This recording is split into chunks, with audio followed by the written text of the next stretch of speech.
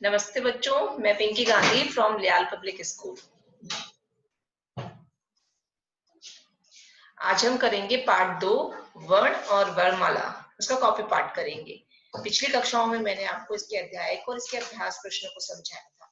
आज हम देखेंगे कॉपी पार्ट में प्रश्न 1, वर्ण किसे कहते हैं।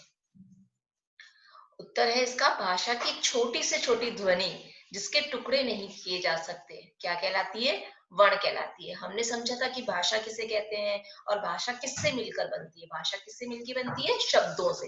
तो जब हम शब्दों का वर्ण विच्छेद करके देखते हैं, उसके स्वर और व्यंजनों को अलग अलग कर देते हैं, तो जो छोटे छोटे टुकड़े मिलते हैं उसके और टुकड़े नहीं किए जा सकते, तो उसको हम क्या कहते हैं, उसको हम वर्ण कहते हैं। जब हमें एक एक टुकड़ा, एक एक शब्द मिल जाता है, शब्द का एक एक टुकड़ा अक्षर मिल जाता है, तो हम उसको क्या कहते हैं, वर्ण कहते हैं। जैसे हमने इसकी परिभाषा याद की है कि भाषा की छोटी से छोटी ध्वनि, जब हम ध्वनियों को अलग कर देते हैं ना, स्वर और व्यंजनों को अलग अलग कर देते हैं, तो क्या कहलाती है, वो वर्ण कहलाती है।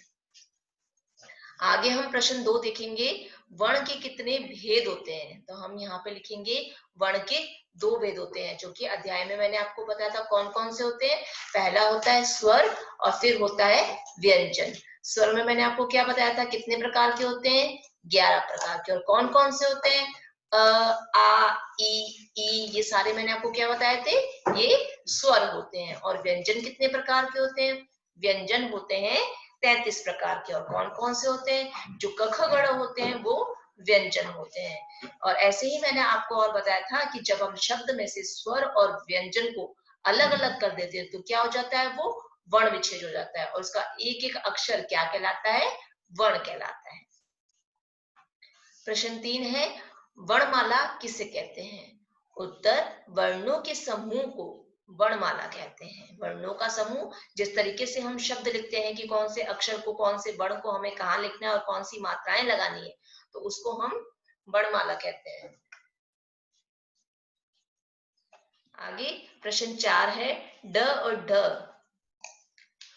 प्रश्न 4 है, ड और ड का प्रयोग करते हुए एक एक शब्द हमें बनाना है। यहाँ पे हिंदी में इन दोनों अक्षरों को, वर्णों को क्या दिया है, मान्यता प्रदान दे दी गई है कि जिसके नीचे ड के नीचे भी बिंदी होती है और ड के नीचे भी, इस ड के नीचे भी बिंदी होती है। तो जैसे हम यहाँ पे देखते हैं, रबड़, रबड़ में क्या है, ड के नीचे बिंदी लगाई हुई है, तो इससे भी एक शब्द बन गया ये। तो क्या क्या साबित होता है इससे, कि इस ड को भी व्यंजनों के अंतर्गत, स्वरों के अंतर्गत, एक यानी कि हिंदी व्याकरण के अंतर्गत मान्यता प्रदान कर दी गई है। और एक इस ड जिसके नीचे बिंदी लगी होती है, उससे हमें शब्द बनाना है, तो क्या बनाएंगे हम, चढ़ना।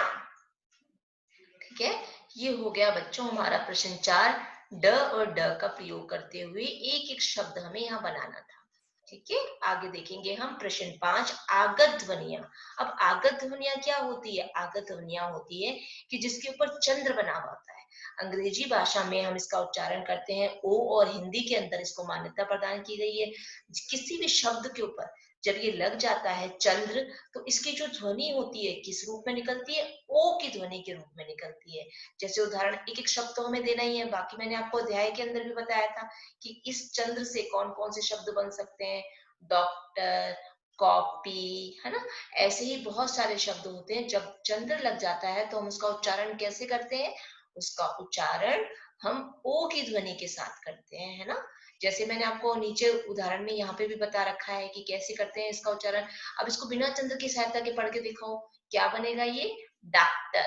और जब हम इसमें चंद्र लगा देंगे तो ओ की ध्वनि करते हुए इसको बोलेंगे, तो ये क्या बनेगा, डॉक्टर।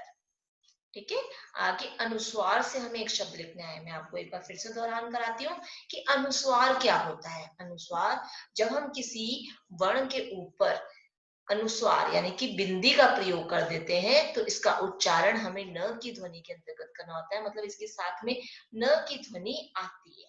ठीक है, जैसे इसका एक उदाहरण मैं यहाँ पे आपको बता रही हूँ, रंग। तो र के ऊपर अनुस्वार का प्रयोग किया गया है, तो र के बाद में किसकी ध्वनि आएगी, न की ध्वनि आएगी। तो कैसे पढ़ोगे इसको, रंग। ठीक है, और अगला है यहाँ पे अनुनासिक। अनुनासिक यानी कि चंद्र बिंदु। तो आपको चंद्र बिंदु का प्रयोग करते हुए एक शब्द यहाँ पे लिखना है, और जब आप अनुनासिक का चंद्र का प्रयोग करोगे तो कैसे करोगे? नाक और मुंह का प्रयोग करते हुए, जोर लगाते हुए, उस वर्ण पर जोर लगाते हुए बोलोगे। ठीक है? जैसे यहाँ पर एक मैंने शब्द दे दिया चांद। ठीक है? जब मैं इसको बिना चंद्र बिंदु की सहायता के पढ़ूंगी तो ये कैसे पढ़ा जाएगा? चाँद। ठीक है? और जब चंद्र बिंदु लग जाएगा तो आप कैसे पढ़ोगे इसको? चांद। ठीक है? पहले मैं इन पांच प्रश्न 5 जो मैंने अब तक करा दिए हैं, मैं आशा कर रही हूँ कि आपको मेरे द्वारा समझाए गए ये पांचों प्रश्न अच्छे से समझ में आ रहे होंगे। आगे बढ़े ना फिर। प्रश्न 6 है यहाँ पे, संयुक्त व्यंजन श, त्र, य और श्र का प्रयोग करते हुए एक एक शब्द बनाना है हमें यहाँ पे। सबसे पहले देखो दे रखा है, मैंने आपको अध्याय में बताया था कि 4 व्यंजन जो होते हैं ये संयुक्त व्यंजन माने जाते हैं, श, त्र, य और श्र। ठीक है? इन संयुक्त व्यंजनों को मिलाकर ही लिखा जाता है, ये अकेले अपना अपने कोई अस्तित्व नहीं रखते, या इनकी कोई यूं नहीं होता कि इनको सीधा हम लिख सकते हैं। 2 व्यंजनों को मिलाकर ये लिखा जाता है। अगर हम वर्ण विच्छेद करेंगे तो जो 2 अक्षर होते हैं जिनको मिलाकर ये श बनता है तब लिखा जाता है। ठीक है? जैसे श से हमें एक शब्द बनाना है तो क्या लिखेंगे हम यहाँ पे? कक्षा। और त्र से चित्र। ऐसे ही ज्ञ से आप लिखोगे ज्ञान, और श्र से लिखोगे श्रम। हमने यहाँ पे ऐसे क्यों लिखा है? क्योंकि हमें कहा गया है कि एक एक शब्द लिखना है आपको, तो हमने यहाँ पे क्या किया? एक एक शब्द लिख दिया। ये हो गया बच्चों हमारा प्रश्न 6। संयुक्त व्यंजन से हमें श, त्र, ज्ञ और श्र का प्रयोग करते हुए क्या करना था? एक एक शब्द लिखना था। प्रश्न 7 हम आगे करेंगे, जिसमें सही वाक्य के आगे हमें सही का और गलत वाक्य के आगे हमें गलत का निशान लगाना है। क दे रखा है, वर्णों का क्रमिक समूह क्या कहलाता है? वर्णमाला कहलाता है। आपको बताना है यहाँ पे वर्णमाला कहलाता है। अगर मैं सीधे तरीके से लिखूंगी क, ख, ग, ग, या मैं वर्णों का क्रमिक समूह लिखते हुए, सही अक्षर लिखते हुए, सही मात्राओं को लगाऊंगी तो क्या कहलाएगा? वर्णमाला कहलाएगा ना। अगर यही मैं क, ख, ग को बीच बीच में अक्षर लिख रही हूँ, घ पहले लिख दिया, ग बाद में लिख दिया, क फिर लिखा है, तो वो सही नहीं होगा ना, तो वो वर्णमाला का क्रमिक समूह नहीं कहलाएगा। या मुझे कोई ऐसा शब्द लिखना है तो उसमें अगर मैं मात्रा किसी वर्ण पर लगानी है और दूसरे वर्ण पर लगा रही हूँ तो वो भी सही नहीं होगा ना। तो क्रमिक समूह यानी कि जिस चीज को हमें जहां रखना है उसका क्रम सही रखते हुए अगर मैं लिखूंगी तो वो क्या कहलाएगा? वर्णमाला कहलाएगा। तो ये जो वाक्य है ये सही है। ठीक है? आगे हमें दे रखा है ख में क, घ, ड, ख, ग, ये वर्णों का सही क्रम है क्या? आप देखो, आपको क ख ग आती है ना, या थर्ड क्लास में आती है, आप भूल गए? नहीं ना। तो आपको पता है कि क के बाद में क्या आता है? ख आता है, ख के बाद में क्या आता है? ग आता है, और ग के बाद में क्या आता है? घ आता है, और घ के बाद में ड आता है। तो ये क्रम सही नहीं है ना, इसीलिए ये वाक्य भी क्या है? गलत है ना। तो हमने इसके आगे गलत का निशान लगा दिया। आगे ग में हमें कह रहे हैं कि रगड़ शब्द में ड का प्रयोग होता है, तो हमसे यही पूछा जा रहा है कि क्या रगड़ में ड शब्द का प्रयोग किया जा रहा है क्या? तो यहाँ पे ड शब्द का प्रयोग नहीं किया जा रहा है। क्या किया जा रहा है? बिंदी लगाई जा रही है। यहाँ पे थोड़ी सी मिस्टेक है, क्या इसके नीचे बिंदी लगा दी गई है, तो यहाँ पे बिंदी का प्रयोग नहीं किया जाएगा क्योंकि रगड़ शब्द के अंदर बिंदी का प्रयोग किया जाता है। तो ये वाक्य क्या है? ये वाक्य गलत है। ये हो गया बच्चों हमारा प्रश्न 7। सही वाक्य के आगे हमें सही का और गलत वाक्य के आगे हमें गलत का निशान लगाया गया है। ये अध्याय बच्चों आपको पहले भी सेंड किया गया था, है ना। काफी हद तक बच्चों ने अपना काम नीट एंड क्लीन करके सेंड किया अपने सब्जेक्टिव टीचर्स के पास, लेकिन कुछ बच्चों का काम अभी भी नहीं आया है। तो मेरी आप सबसे रिक्वेस्ट है कि आप अपने वर्क को कंप्लीट करते हुए अपने अपने सब्जेक्टिव टीचर्स के पास सेंड करें।